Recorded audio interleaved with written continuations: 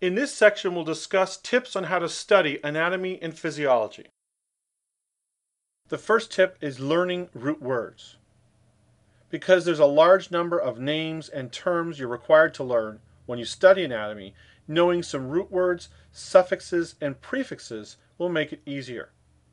For example, brachio. The meaning of brachio is of or relating to the arm. An example would be brachium. Digit.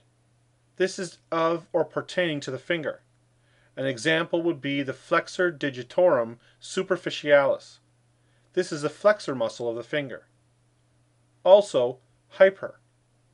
The meaning is extreme or beyond normal, and one example would be hyperextension. A tip to help with all the different muscles you need to learn anatomy is muscle types.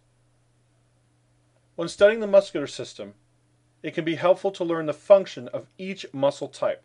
For example, a flexor muscle decreases the angle between the components of a limb, resulting in flexion, whereas an extensor muscle increases the angle and straightens out the arm, for example. Other muscle types include abductors and pronators. A great tip for learning anatomy is the use of a mnemonic. Mnemonics are a great way to memorize what's needed. Follow this simple three-step process to make them. In step 1, list the key words in a logical order. In step 2, write down the first letter of each key word, and in step 3, create a word, phrase, or sentence from those first letters. Here's an example. To remember the order of the bones in the spinal column: cervical, thoracic, lumbar, sacrum, and coccyx. You could use the first letter from each to create the phrase, "Canned tuna looks so cramped."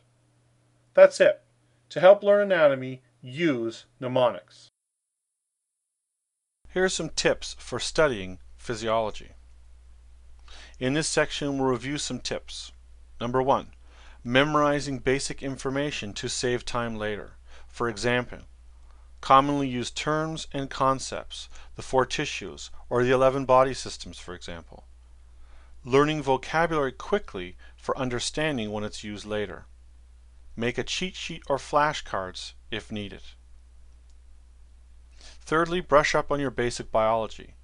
Don't try to remember every variation of each process, but remember that physiology encompasses a lot of biology. And number 4, look for the commonalities between processes and functions. Don't treat each one as different.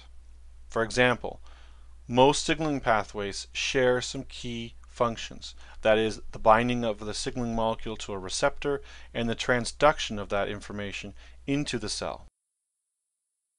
Here are some additional tips for studying physiology.